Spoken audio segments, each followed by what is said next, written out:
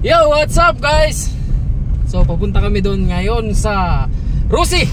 Ayan, Rusi muna tayo kasi ito yung ano ngayon sikat sa probinsya, yung motorcycle na Rusi. So ayan, dito tayo sa Rusi para mag-inquire tayo kung magkano yung isang unit na motorcycle, yung para sa ating 3rd anniversary. Ayan, no.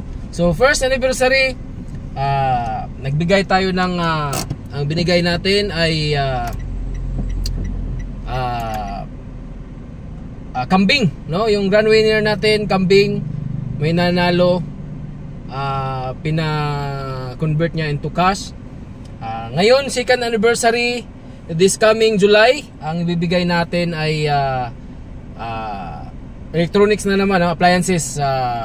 Grand winner ay washing machine, yung magandang washing machine. Hindi naman ganun kamahalan, tama lang. At yung inverter ba yun? Inverter na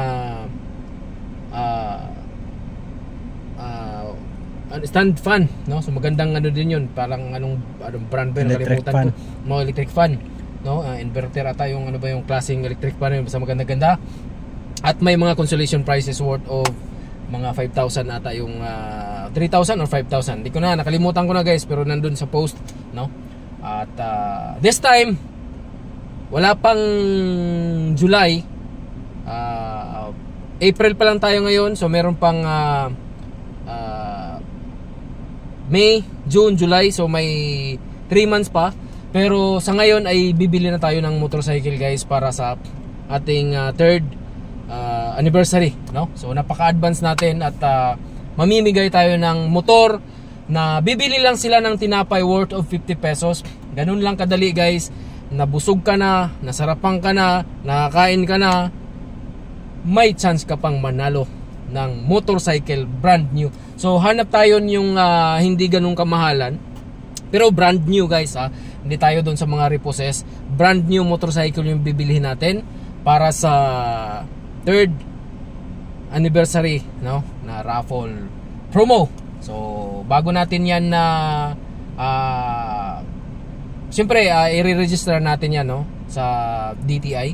So first year, 2nd year, and this coming 3rd year anniversary, lahat yan ay naka-registered at binubula yan kasama yung DTI representative ng provincial office, no, para i-witness yung ating grand winner na legit yung ating paraffle guys, no. Wala silang babayaran kundi bibili lang sila ng tinapay worth of 50, may 1 raffle ticket, no. So pag maraming bibilihin ng tinapay, maraming chances na mananalo. So tara guys, punta tayo doon sa Rusi. Nandito na pala kami sa Rusi. So let's go.